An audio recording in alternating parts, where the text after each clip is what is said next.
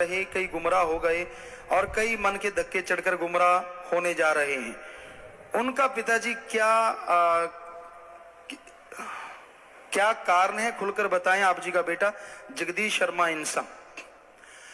तो जो सवाल का जवाब है हम वो आपको दे रहे हैं जी। रूहानी बॉडी के आसपास रहने से जब तक वो उसके आसपास है असर कायम रहता है बहुत हद तक। लेकिन आपको एक उदाहरण देना चाहेंगे, जैसे एक चंदन का पेड़ है। चंदन के पेड़ की एक खास किस्म होती है, वो सांप को आकर्षित करती है। सांप जब उस चंदन के पेड़ से लिपट जाते हैं, इतनी मस्ती देता है वो चंदन का पेड़ कि वो विष उगलना भूल जाते हैं। वो विष नहीं उगलते, लेकिन जैसे ही वो कुंडली निकाल के चंदन के पेड़ से दूर होते हैं, अब उसके विष दंत तो निकले नहीं, विष दंत तो ज्यों के त्यों हैं, तो वो फिर से विष उगलने लगते हैं। कहने का मतलब यहां इर्द गिर्द आसपास कोई भी रूहानी संत के पास रहे या दूर रहे, पर जो सवाल है इन्होंने लिखा आपके पास रहने वाले, कि जो पास रहता है अगर वो सुमरण नहीं करता, कंटिन्यू गुरु के वचन नहीं मानता, घंटा सुबह शाम सुमरण करो, सेवा करो, अहंकार ना करो, आश्रम का कुछ खाओ ना, किसी को गलत वचनों पे चलो ना, अगर यहां रहता हुआ गुरु के पास अगर वो वचनों पे अमल करता है तो हम आपको गारंटी देते हैं वो गुमराह नहीं होगा। और अगर पास रह के भी हमारे पास इर्द गिर्द घूमता रहा, जैसे बाहर आया, बाहर तो मर्जी का मालिक है, वो कोई भी गुल खिलाता रहा, निंदा करता रहा, उनसे सेटिंग करता रहा, दूसरे लोगों से बुराई करता रहा, तो वो फिर से विष, यानी उसका मन तो जिंदा है ना, वो तो नहीं ना मरा। वो तो तभी मरेगा जब घंटा सुबह शाम सिमरण करे और गुरु के पूर्ण वचनों को माने, चाहे पास रह के मानने वाला, चाहे करोड़ों किलोमीटर दूर बैठा वो मानने वाला। जो मान गया उसके तो विष दंत निकल गए, वो तो नहीं कभी विष किसी पे डालेगा।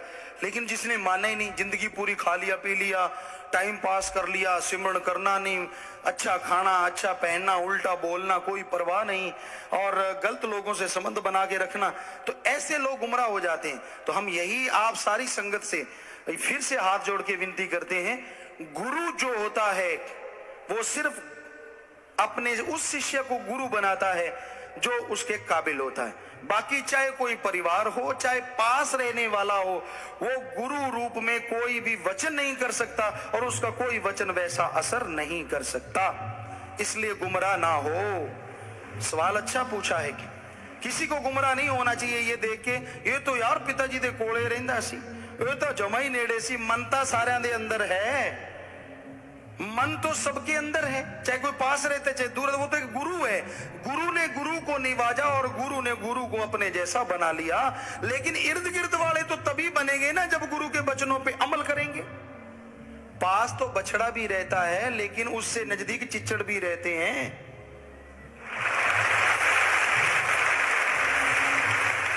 बछड़ा दूध पी जाता है, कोई बुरा ना मान ले, क्योंकि यहां घेर बहुत अड़ते हैं लोगों के। हम ये कहा पास बछड़ा भी रहता है, यानी पास वाले सारे बुरे नहीं होते, वो दूध भी पीता है।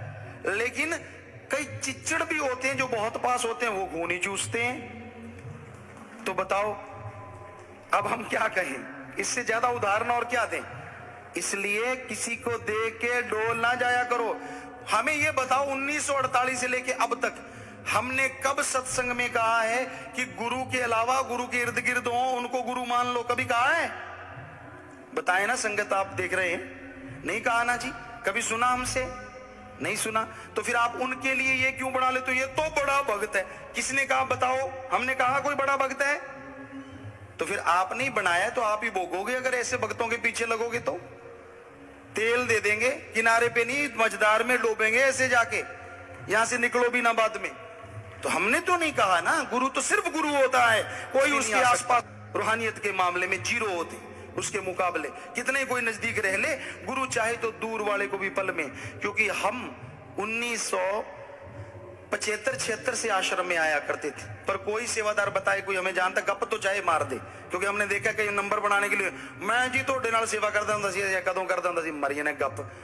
अगर जट्टू साहब नाल कहिए तो ऐ कहिए, पर नहीं, क्योंकि अब संत हैं। इसलिए अच्छा बेटा, ठीक है बेटा, हमें पता होता है कि ये झूठ बोल रहा है, धक्के से बन जाएंगे। मैं जी थोड़े नाल सेवा करता हुंदा सी, मैं थोड़ा यार दोस्त ऐसे क्या भाई हुण तेनू कहिए कि आई संत मत गया, इसलिए यही कहेंगे हाँ बेटा हो सकता है, लेकिन सच ये होता कि 0% कभी नहीं।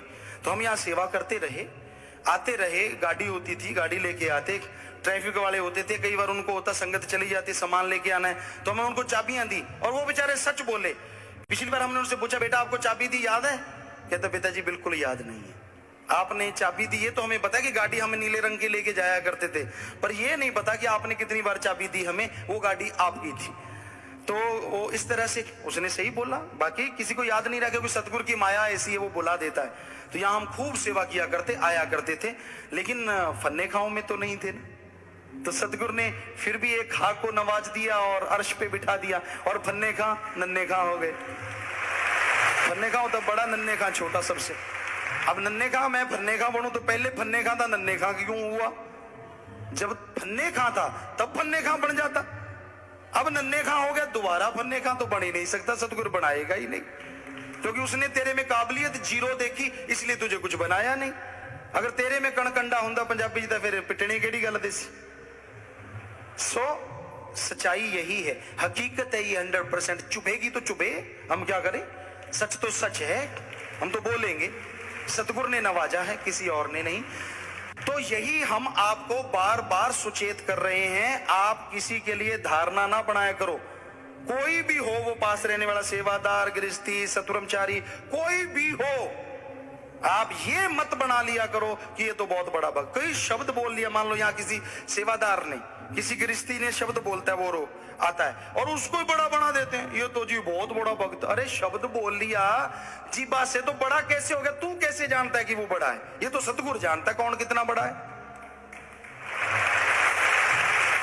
सो हमारा कहने का मकसद एक ही है, सतगुरु ही सिर्फ सतगुरु होता है, सतगुरु ही सतगुरु बनाता है। दूसरा कोई सतगुरु जैसा वचन नहीं कर सकता और उसका वचन पूरा नहीं हो सकता। साध संगत मालिक का रूप होती है, वो बैठ के सुमरन करे और मालिक से भलाई नेकी के लिए दुआ करे तो वो अर्ज मालिक जरूर कबूल कर सकता है, क्योंकि साध संगत भगवान का रूप होती है, इसमें कोई शक नहीं। लेकिन एक आदमी धक्के से कोई कहे तो नहीं, ये सही नहीं होता।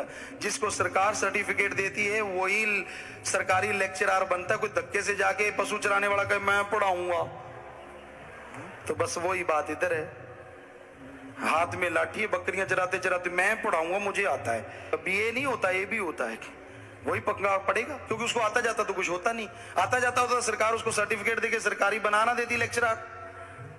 तो यहां सच्ची सरकार का दर है, ये उसी को बनाती है जिसको वो चाहती है, धक्के से नहीं। ये सौदा तेरी बख्शिश दा ले सकते जोर तंगाने नहीं। बेपरवाह जी ने साफ साफ लिखा है, कुछ बने फिरो जितने मर्जी डरावे मारो। सतगुरु का ये दर है, यहाँ किसी का किसी को कोई नहीं डर है। काल महाकाल भी सकता नहीं कुछ कर है, जब सतगुरु का हाथ हमारे ऊपर सर है, सर के ऊपर उसका हाथ है, था और रहेगा। तो फिर आप डरते क्यों हैं? क्यों ऐसे लोगों के लिए धारणा बनाते हैं ये बड़ा भक्त होगा? आइंदा से कभी किसी के लिए धारणा ना बनाया करो, सिवाय गुरु के, पीर फकीर के, अल्लाह वाहिगुरु और राम के। वही सब कुछ है, मेरा अल्लाह, मेरा राम, मेरा वाहिगुरु, मेरा दाता। वो सबकी झोलियां भरता था, भर रहा है और भरता ही रहेगा, और सब मांगते हैं उसके दर के। सो इसलिए आप किसी को मान बढ़ाई दिया ही ना करो, ताकि वो इस बात तक पहुंचे ही ना।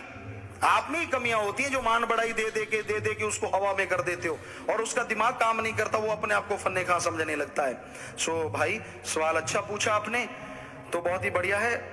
एक दो सवाल और हैं जी।